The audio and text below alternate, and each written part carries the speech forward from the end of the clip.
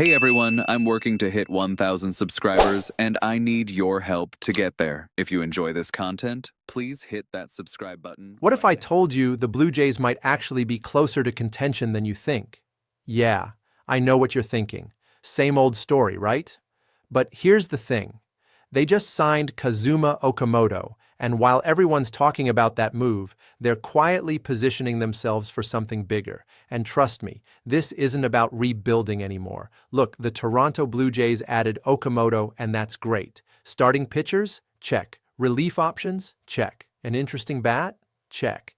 But there's this glaring hole and everyone knows it. They still haven't replaced Bo Bichette.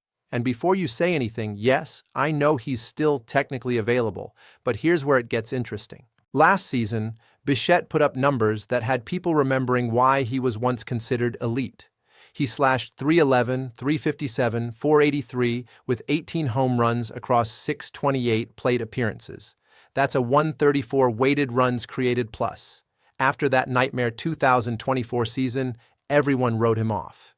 But he came back and proved something. The question is, do the Blue Jays still believe in him? Because time's running out. The Philadelphia Phillies are meeting with him in the coming days. This isn't speculation anymore. This is happening. And once he signs somewhere else, Toronto's options get a lot more limited. So let's break down what they're actually looking at here. 4 realistic options to fill this void. Bichette is one, but there are 3 others that could completely change the trajectory of this franchise. Kyle Tucker is the crown jewel of this free agent class, period.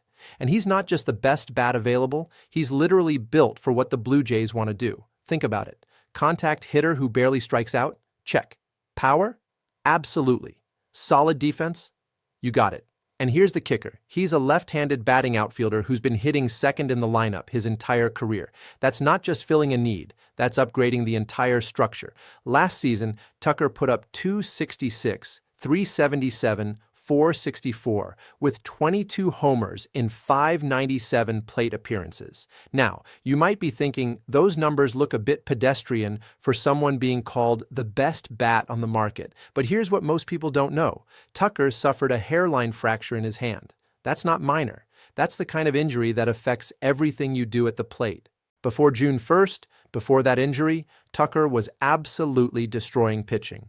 .283, .391, .520 with 12 home runs in just 266 plate appearances. That's a 150 weighted runs created plus. That's MVP caliber production. But even after getting hurt, even playing through that fracture, he still managed .253, .366, .419 with 10 more home runs. 125 weighted runs created plus while injured. Since 2021, Tucker's accumulated 23.4 FWAR. That's 10th best among all position players in baseball, not just outfielders, all position players. This is the type of guy contending teams sign even when he doesn't fit. And Tucker, he actually fits Toronto perfectly. Now, let's talk about Cody Bellinger. You want Tucker light? That's Bellinger. But here's the problem. It's not just that he doesn't produce like Tucker. The underlying metrics, the stuff that tells you whether success is sustainable, none of it looks as promising. With the Yankees last season, Bellinger slashed .272, .334, .480 with 29 home runs in 656 plate appearances, 8.7% walk rate, 13.7% strikeout rate, 125 weighted runs created plus. On paper, those are solid numbers. He avoids strikeouts, makes good contact, plays strong defense in the outfield and at first base. So why is Tucker clearly the better option despite probably costing more? Yankee Stadium. That's a huge part of it. Bellinger's a left-handed hitter who got to call that right field porch home for half his games. But there's more to it. He chases outside the zone way more than you'd want, even though he manages to avoid whiffing most of the time. He's not a bad second option if Toronto really wants that left-handed bat in the outfield, but if you're choosing between him and Tucker, and you can afford both, Tucker should be priority number 1 every single time. Then there's the Bo Bichette situation, which got a lot more complicated the moment Okamoto signed. But Toronto can still make this work if they really want to. Ernie Clement slides into a super utility role. Addison Barger moves to right field. It's not perfect, but it's workable. Here's the thing about Bichette. He's not the best fit anymore. He's not the best bat available, but he's spent his entire professional career in Toronto.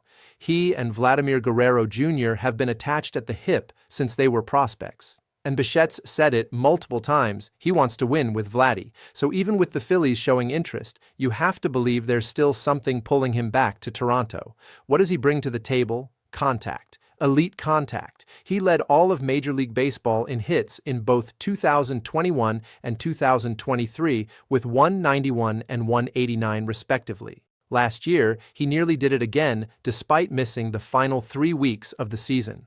That 2024 disaster, it was an outlier. He proved that conclusively. But there are legitimate concerns. His defense at shortstop has declined. The injury history is real. His speed isn't what it used to be. These aren't small issues. But if you're Toronto and you're trying to convince Vladdy to stay long-term, bringing back his best friend who just proved he can still hit might be worth overlooking some defensive limitations. Finally, there's Alex Bregman. Earlier this offseason, Toronto was connected to him constantly. Made perfect sense at the time. But with Okamoto now in the mix, that fit got a whole lot murkier. Bregman's played some second base, some shortstop throughout his career, but he's a third baseman. That's where he's elite defensively. That's where he provides the most value. 2019 was Bregman's peak. 296, 423, 592 with 41 home runs in 690 plate appearances.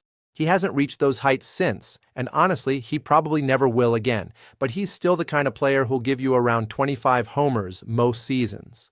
Last year's 18 was the exception, not the rule. Like everyone else we've talked about, Bregman makes contact, avoids strikeouts, and draws walks at an elite level. The complete package from a plate discipline standpoint. But the Okamoto signing changed everything. There's just not a clean spot for him in the lineup anymore. He went from perfect fit to awkward addition in one move. So where does that leave Toronto? They've got 4 legitimate options, each with different strengths and different price tags. Tucker's the home run move that signals they're all in on contending right now. Bellinger's the solid plan B that fills needs without breaking the bank. Bichette's the sentimental choice that might actually make business sense if it keeps Vladdy happy. And Bregman's the former front-runner who's now the longest shot. What's clear is this. The Blue Jays aren't sitting still. They're making moves, they're positioning pieces, and they're trying to build something real. Whether they land Tucker, bring back Bo, or surprise everyone with a different direction entirely, this offseason isn't over. Not even close.